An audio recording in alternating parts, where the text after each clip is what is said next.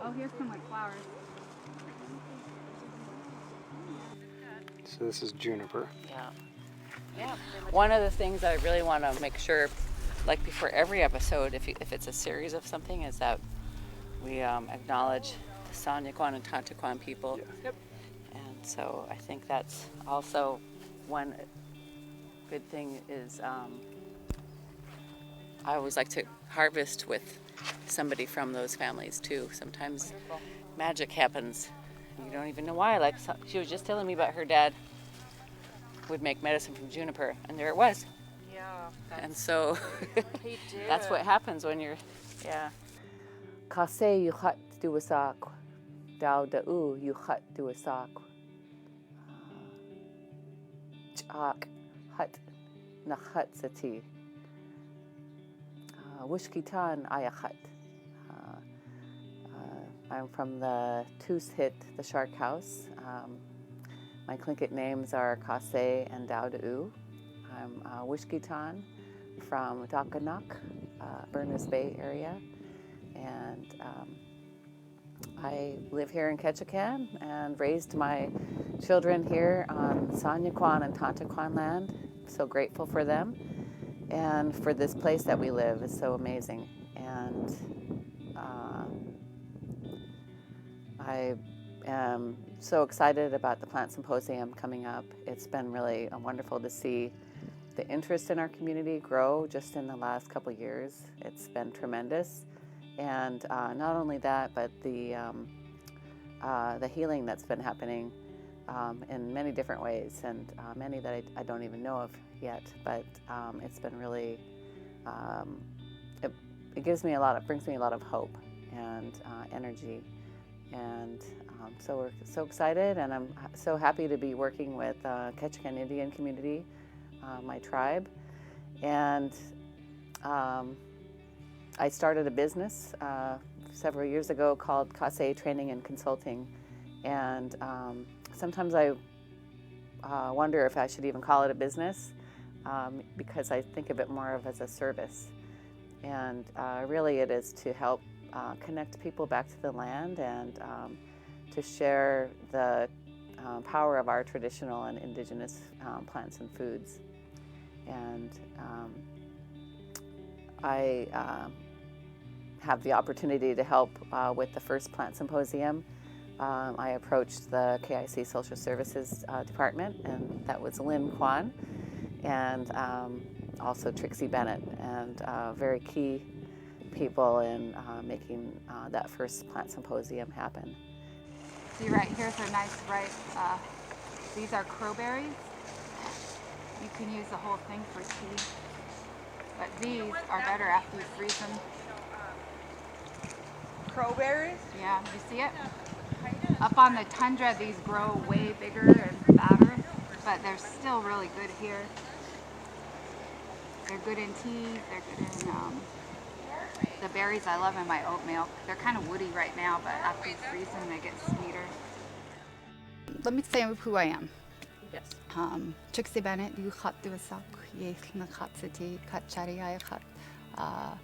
Taltan Dachkanayhat Nanya E Yadi. I said that my name is Trixie Bennett. I don't have a Tlingit name. A little bit of a story. I said I'm from Wrangell area. I said on my grandfather's side I'm Nanya E. And I said that my father's people are Taltan from up the Stikine River.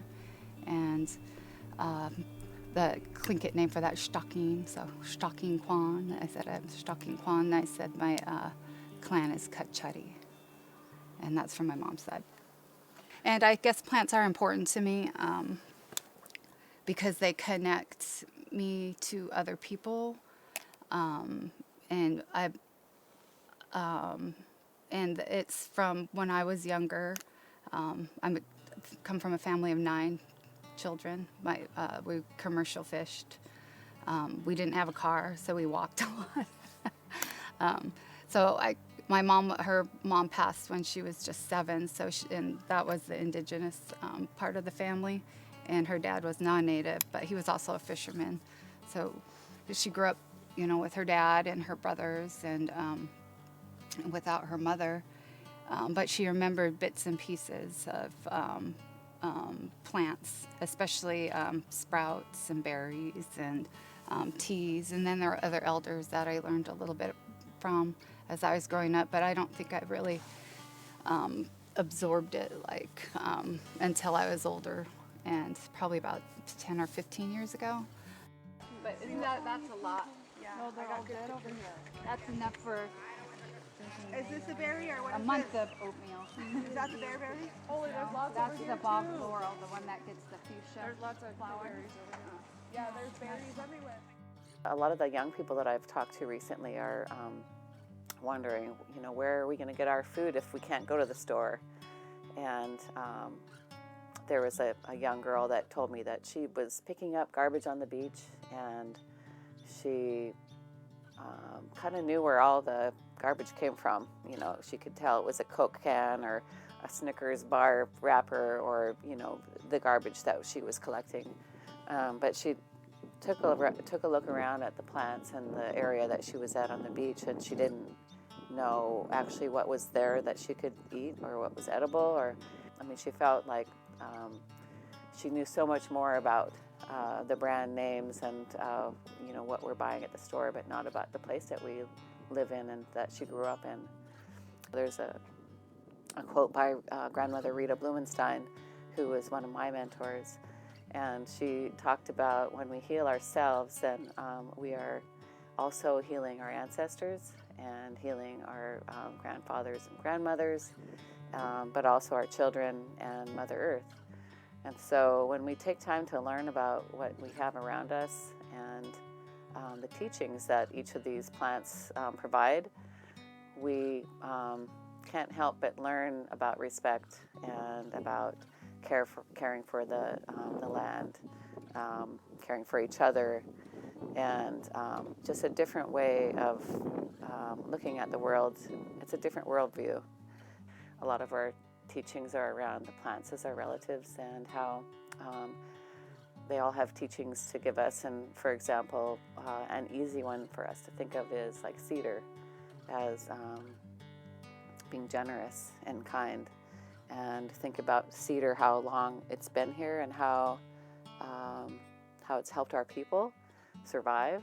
And we used it for housing. We used cedar for everything, for medicine, for basketry, for clothing, and how we use it today, part of reclaiming who we are. You see wonderful children making cedar hats and weaving and doing all sorts of activities around cedar that, when I was younger, we weren't able to do that.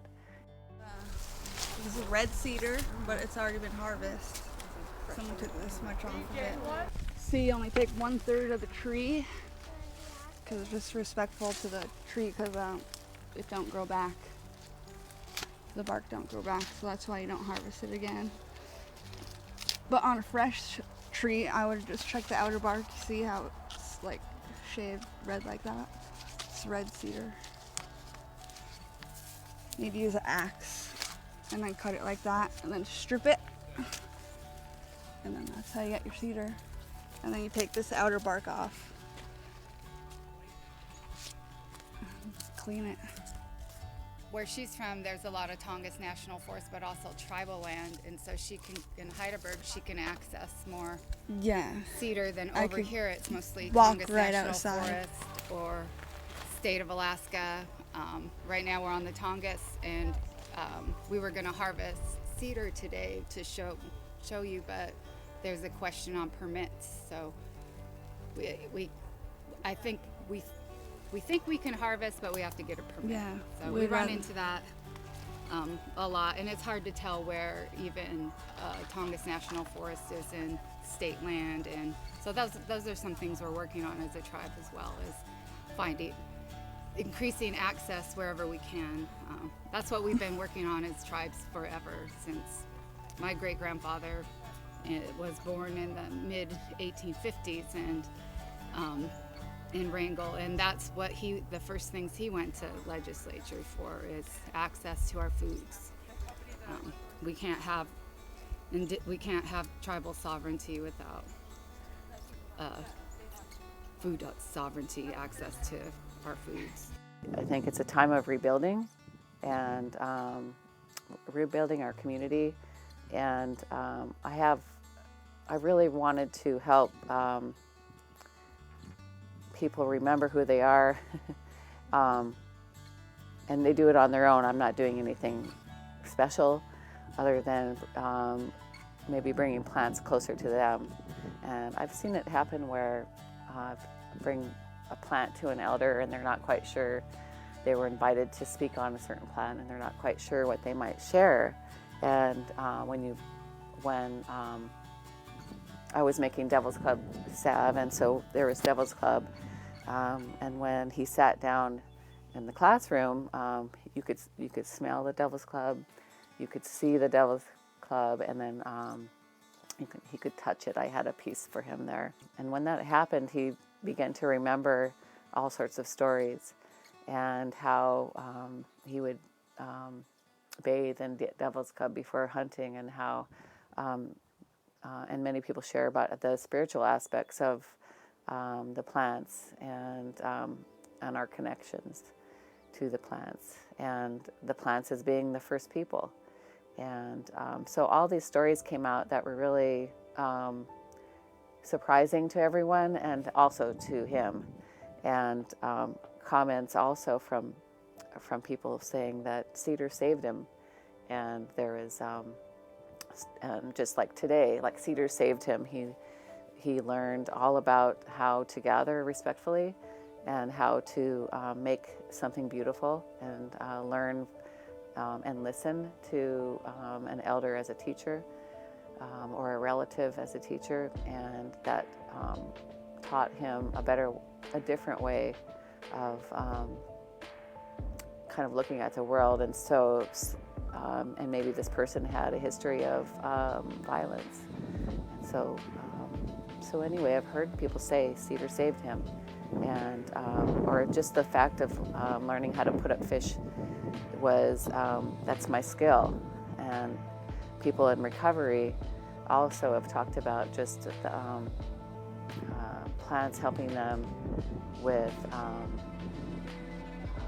the healing process. It's been so good because I'm a recovering addict. So this helps. Yeah. People need things to do. A lot of people my age don't have good goals in life. Yeah, that's something I'm I've trying to- heard people say a lot. Is I'm trying to plants break are the healing. cycle. Nice. Trying to break the cycle. Because a lot of people are remembering that symbiotic relationship with the land. Before, the land was taken care of by different clans. Everybody had areas of, and these things were precious because we still need these things today. And we need those relationships. That's what's missing for a lot of us. And to come out here and smell Hudson Bay tea or called Sheldine, and just triggers we know we're built like that. And maybe, it's a childhood memory, or maybe it's in our DNA, but it's very connecting. And then you start adding our language, and it just is amazing connection for people. It's really helping Heavy. Even though she did this stuff growing up, it's easy to forget. And so she's remembering again, and that's what a lot of us are doing, remembering again how our food systems work. I think it's important to share the stories because we haven't heard them before, or it's been a long time. It's a part of the, like language, how important language is. Learning about anything that we can about our culture, and helping to make it part of everyday life, not just maybe a little class here and there, but to really look into a history book at the school and see stories of our people and how we contributed to this world and this community. A lot of our stories haven't been told and are still coming out, and we see the unfortunate and very sad stories about the children being discovered at these residential schools, and there will be many more of those. And so really taking the time to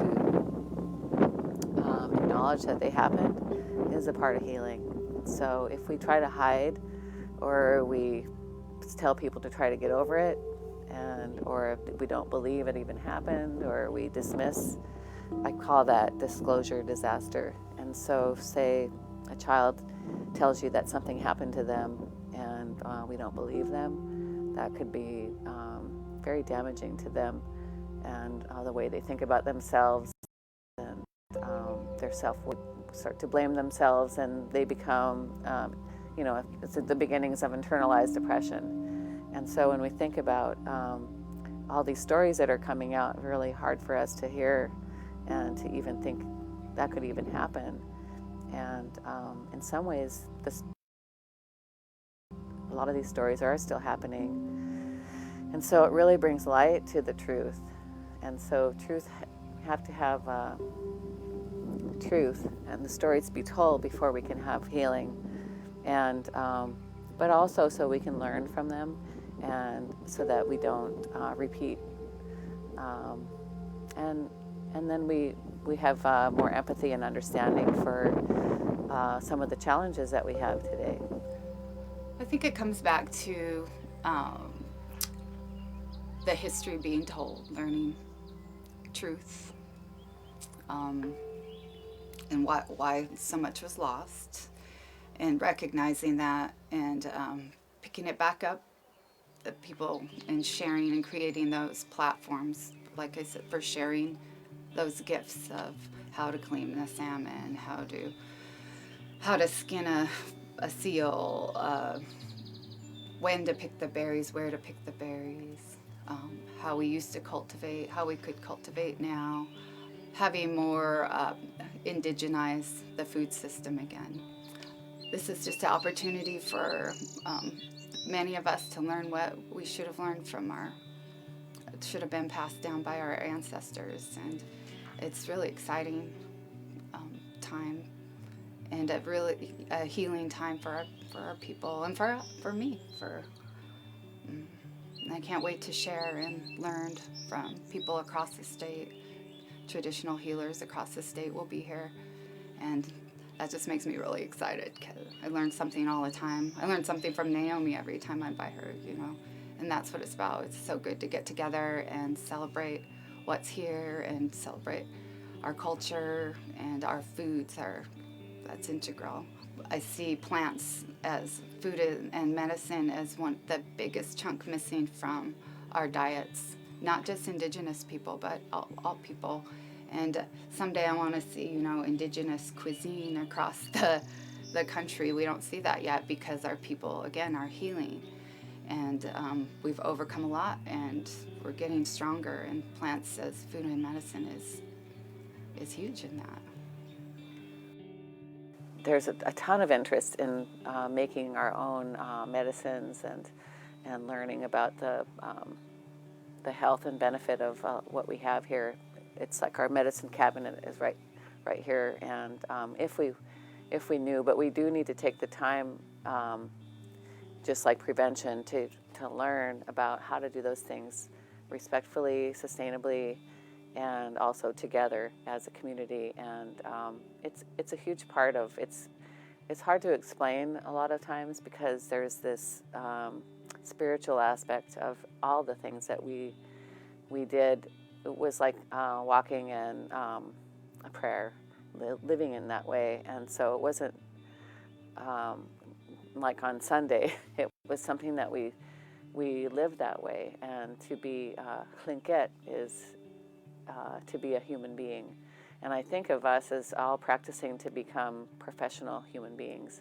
And that if we learn more about the gifts that we have, each of us, and we can help anybody feel better about themselves and to feel confident in being where we are. And it just spreads. And I think that we need each other, all of us do. And so we can't do this thing alone. And so what I've noticed is there's a resurgence of wanting to learn about all these things, the arts and the languages, the history, of course, too, and people want to be well, and we don't always have the opportunities to live that way, and so some people need more help than others in certain areas, and so it's really all about equity and social justice. And if you think about equity and social justice and like, what does that have to do with plants? And I would just say everything.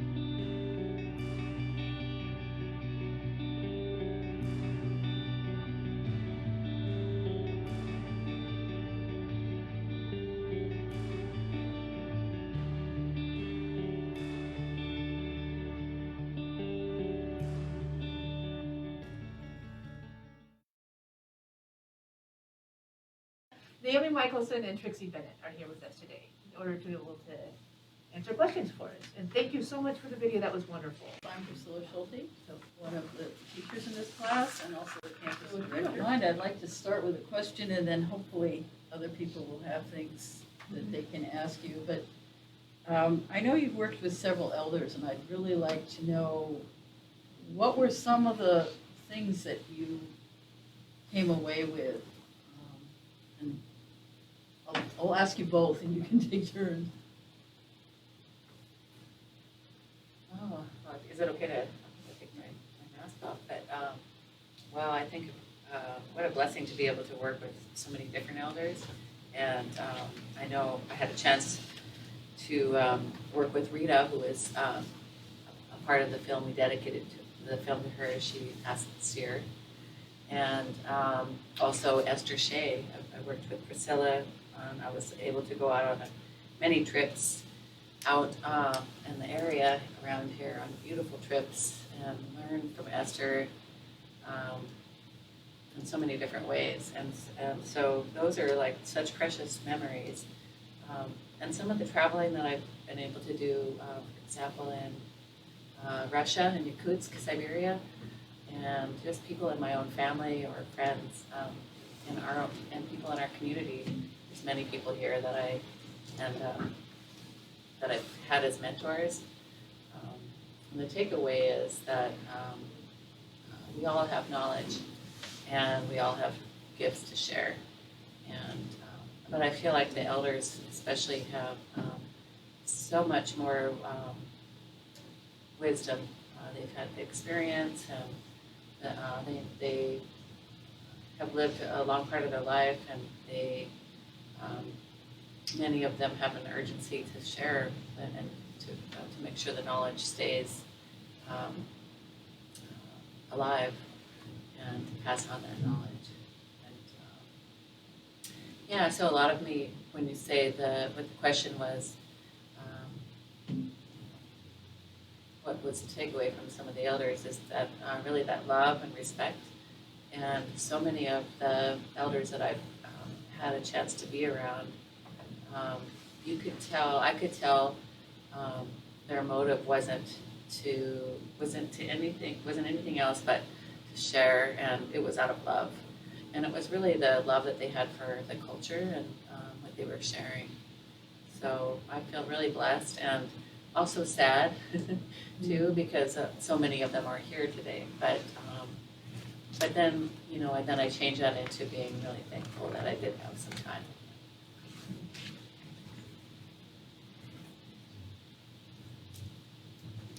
I'd probably say a lot of the same things about learning from elders. We always love to have an elder in the group when we're learning something new, especially somebody that's a knowledge bearer. And it's important, I think, to give them the recognition and thanks and great respect when somebody's a knowledge bearer. I think if I could add on to a little bit of what Naomi said, I feel like elders gave me good teachings about even sharing the knowledge once we learn it, to make sure that when we teach other people, we teach those respectful harvesting guidelines, which we worked on quite a bit together in putting together this symposium, the second one. But definitely those respectful harvesting guidelines been on our mind. At the moment we learn from elders and look back. So that when I think of elders, I always think back to those respectful harvesting guidelines and the right thing to do. Whether you're harvesting for yourself or if you have a little business or a big business, whether it's spruce tips in a Alaskan amber or or the Devil's Club that goes inside all the South, that it's done in a good way. And because the plants, they are for the first people, they are some of them, and they have something to teach us. And so when you go about harvesting the right way, you maintain that good spirit of the plant that's there to help you. You take care of the plants, they take care of you. And other people that aren't.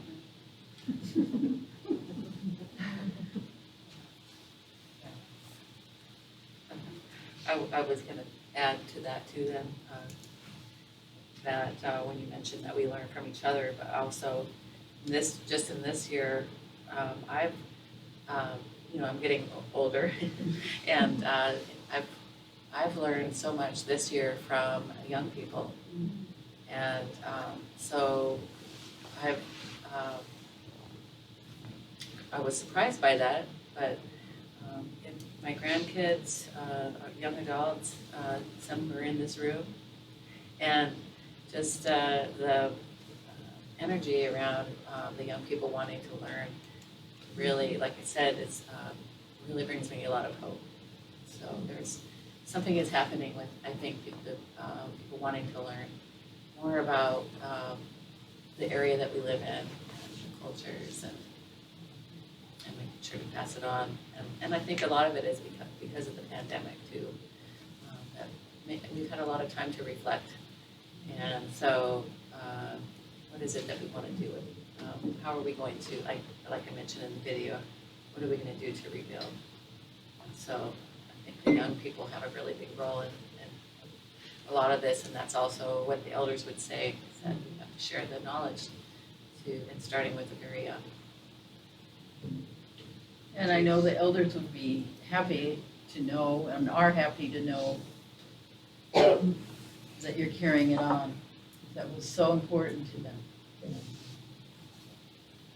I don't want to monopolize it. Do people have other questions, comments? Sure. Was there anything in your learnings from the elders that was super surprising that you could utilize, maybe? Plant-wise? Well, I think of humor. That was surprised me of humor, yeah. Yeah, but I think also when we get a little older, we're not so afraid of what other people think. Or we know what we want, so we are better at voicing that. And also when we're young too. But yeah, I think humor, there's a lot of surprises when I'd be out gathering and what some of the elders might say. And so humor is really also a big part of our culture. Good question. I would say, yeah. I was surprised that my grandmother Rita, she was the first real, I guess, medicine woman, you know, that I was by, besides ourselves. That's a different story. So I was surprised because when she came here, it was with me to do it. She's a traditional healer as well. She was down here helping with a diabetes prevention class that we had her down through KIC. And I was surprised because I told her, I said, oh, hardly anything grows around here, you know. And she just chuckled and she told me that she said the plants would show them to me when I was ready. And over the years, that's been true. It's really true. It's so magic when something like that happens.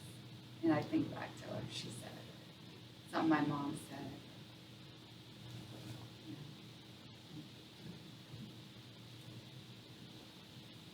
Yeah, that's true.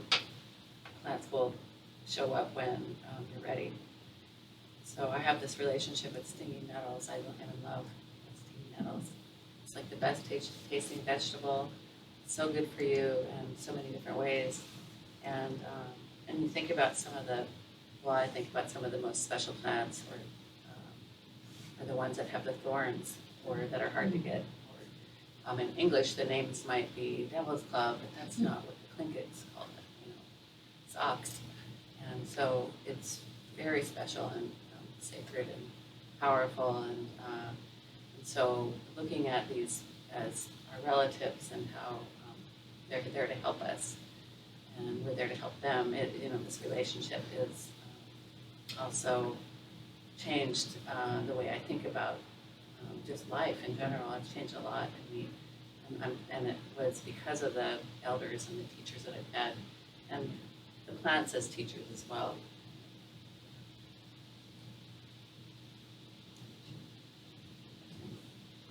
One thing in the video that really stood out to me was you guys talked about how Indigenous knowledge can help people on the road to recovery, recovering from addiction and such. And I was wondering if you guys could expand on that a little bit. I thought that was really interesting. So we'll repeat the question for the record that you were asking about how it can help people in recovery. Yeah, sorry. Yeah. I'll go first. Actually, learning more about plants, that was probably one of my number one motivators,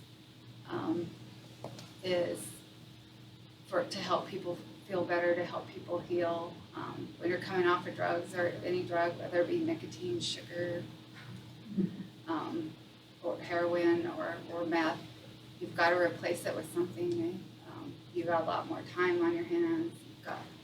You've got cravings and anxiety and you name it. And there's lots of medicines they give you for that. But what I've noticed with plants and teaching, or not even teaching, just giving people different plants, wild teas, and also adaptogenic plants. A lot of them grow here. It really helps people by calming them down. Traditionally, the Devil's Club, it's for strength. It's for not power, but to give you strength. But internally, it works. It keeps your blood sugar stable. It helps that little area in your brain that decides whether you're going to flip out or you're going to be okay with things to work much better. That's what all adaptogens do. Some work better on your body and some work better on your mind. And traditionally Devil's Club's been very good for both, but really good for, and it's something that also, you live here, there's a lot to be said even in traditional herbalism that these plants here are the best for you that are here, especially it's in your DNA, but you are here now. And that relationship that you can create and make medicines with is pretty darn amazing. And look at how much is out there. The cedar, the hemlock, the alder, the devil's club, it's all medicine. And the spirit in that plant, you know, it's just like Chinese medicine, indigenous medicine is very spiritual. It's not just physical. And it's really powerful, especially when it's done in a good way. That's good for the plant. It's really beautiful. And that, as for healing in people, and there's a lot of the plants, a lot of medicines, pharmaceuticals, Western world medicine. They're not going nowhere, probably, you know.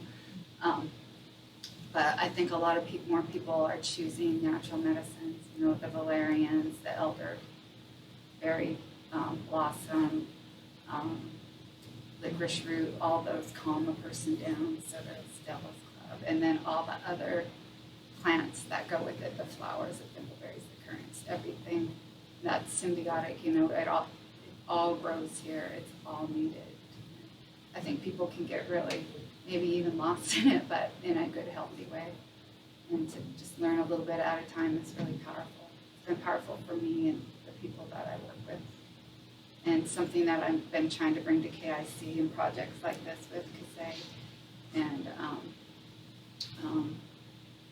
the Keani sisters and different healers all over that everybody's working on really hard on that.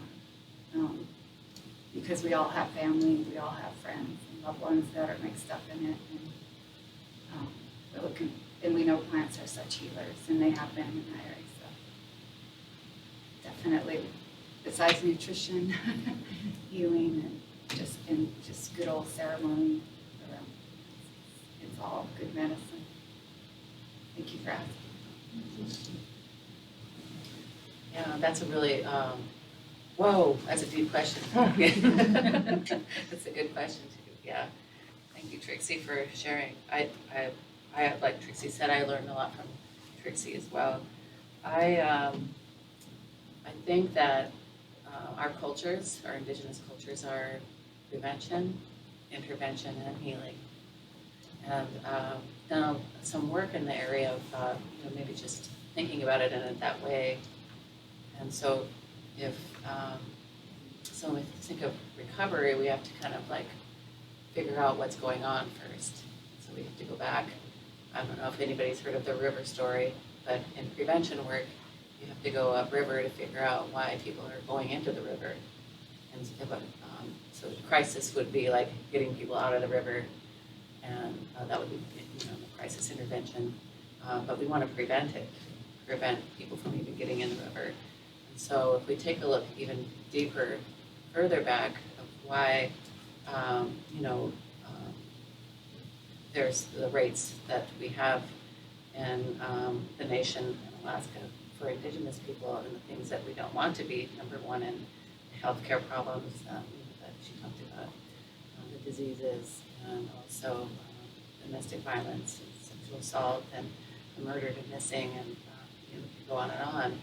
A lot of that, why is that? And so taking a look at why is a very big question, and recovering. So all of these things, substance abuse and all these other things, are the symptoms of what I believe is the colonization and the losses that we've had. And so whatever we can do to help people love who they are and to remember or to learn about their culture, to see the beauty and the contributions that Indigenous people have made and are still making, to go to school and to, like I said in the video, to see to open the book and see something that your family did as a contribution in a positive way, to learn about the foods in a positive way. And I'll use the 8th grade survival trip as an example. I know they're starting to change this, but in Ketchikan we have this amazing 8th grade survival trip.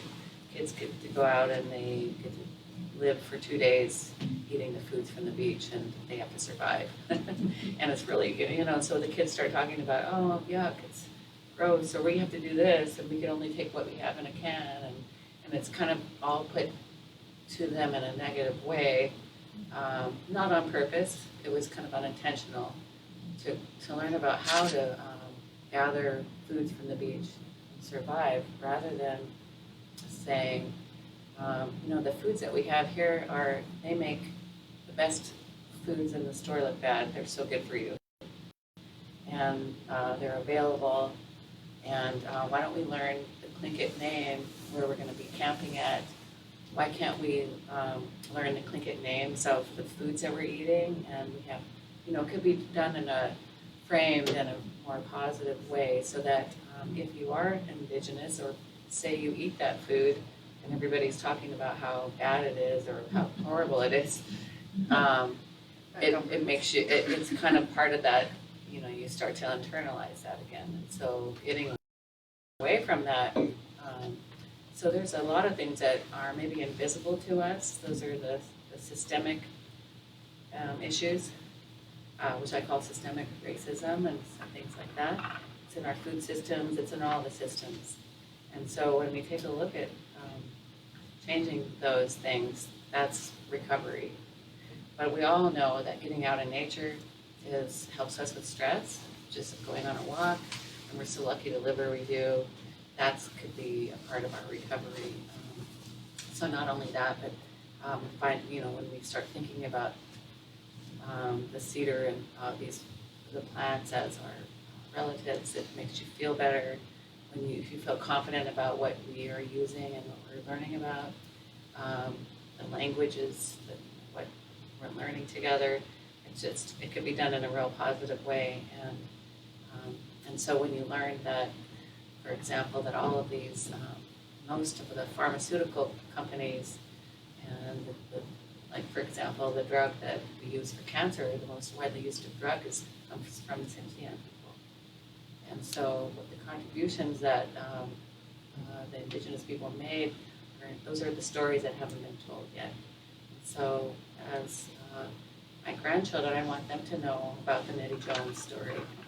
I want them to know about Esther Shea's contribution and all of our contributions, but I really want them to know about the area that we live in. I'd love them to learn place names, the Tlingit place names, where we're at, and but I could go on and on and on, but I've also kind of stopped there. But I think that berry picking is prevention, and I'm addicted to berry picking.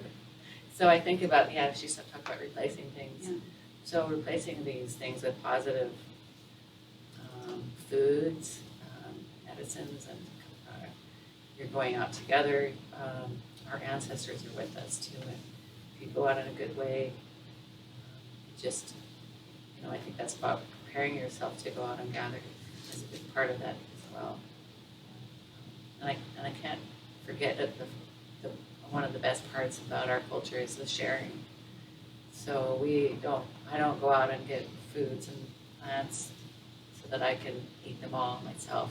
The best part that I enjoy is going with my grandkids, sharing the time with them, but also sharing with elders or people that they don't have access to these foods. It's hard for them to get, or they're older now, and so they're not able to get out. So I love the idea of sharing, and that's a huge part of our culture. Yeah, and I think Trixie said it in the video too, that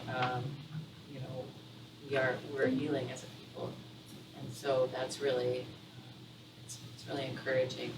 And there's been a lot of things that have changed in the last couple of years that really changed, I thought, very quickly. We were talking about land acknowledgements.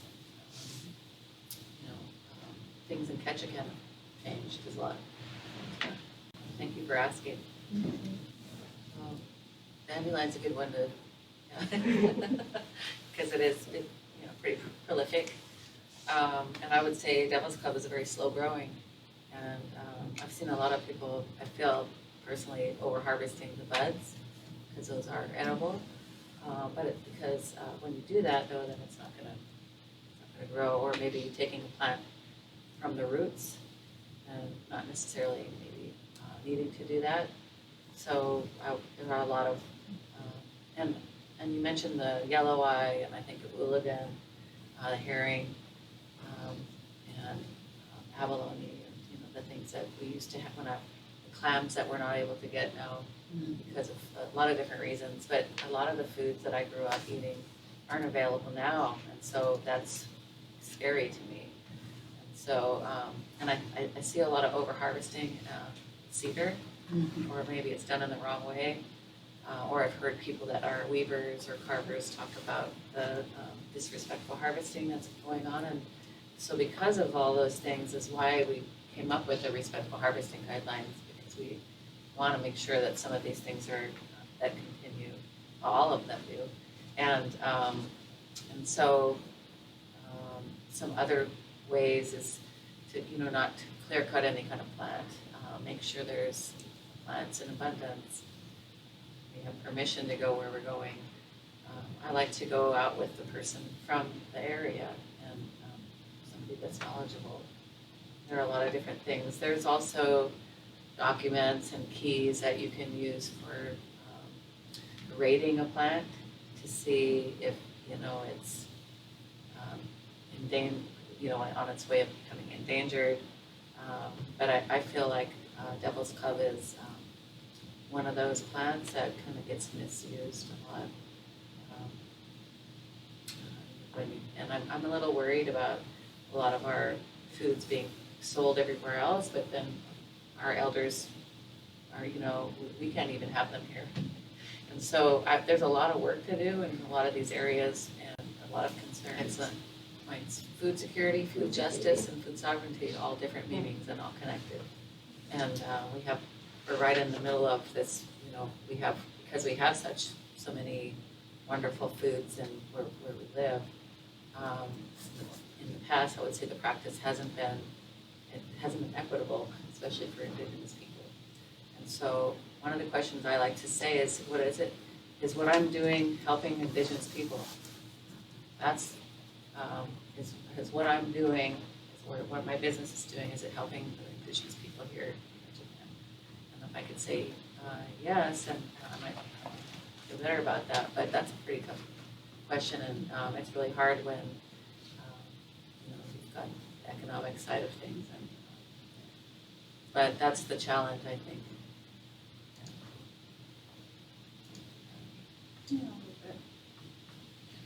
That is the challenge. Do we, a lot of us want to go, let's not do anything with the Devil's Club. But is that the best for the Native community? Who doesn't know anything about it yet, or not, I'm not talking about everybody, I mean just some people who want to learn. And we need to include the rest of the community, whatever we do. So do we what I see as Indigenous people a lot of times, holding down other people who want to do something with Devil's Club or plant medicine in general. And people like me are going to stop and we're going to, heed to that because that's how we were taught. But we also need to think about what's best for the community, and is it best for all other people to be doing that besides the Indigenous community? No way. And we did see, and as a tribe, we are trying to really focus on getting back to managing our own lands, but this tribe happens to be landless. Cape Fox isn't. So now we co-manage with the Forest Service and the Fish and State. So we're getting closer to that point of being able to help with more decisions about commerce around, Devil's Club, and on the Tongass it doesn't happen, commercial-wise. You can go out and harvest for personal use. But the state, you can, it's different. And most of that's done within like the right-of-way of the road. And a lot of it's private property. And there's even mental health land and Sea Alaska land. And so there's lots of opportunity. But I think we should be doing like we used to do, that we should be using it, and we should maybe even trade or commerce, whatever that looks like. But I think the give back is going right back to Devil's Club, the research and development on it to make sure it's sustainable for 7 more generations. But we can't not do anything because all around us, other people will do it. And I think it should be us. And that way we make sure it's done in a good way. But really appreciate your question. And I really hope that people who are, using traditional foods in commerce and business, that they do look at things like respectful harvesting guidelines and how they're giving back to the community, to the planet. Next question. Yeah. And I want to thank you both for coming tonight. I know it's getting late and really appreciate the time and the wisdom, the insights, and I think we've all really learned a lot tonight. So thank you. Thanks for the invite. Yeah. And thank you for the delicious. We have some really good too. snacks for a break out there to share with you. There's some Bokel salsa and more of a dandelion root tea. There's a little kit for each of you to take to make your own tea. And then there's a little bit of black seaweed that I brought. She fried it. So that might be a good thing for us to go. Yeah. Thank you both very much. Thank you, everyone.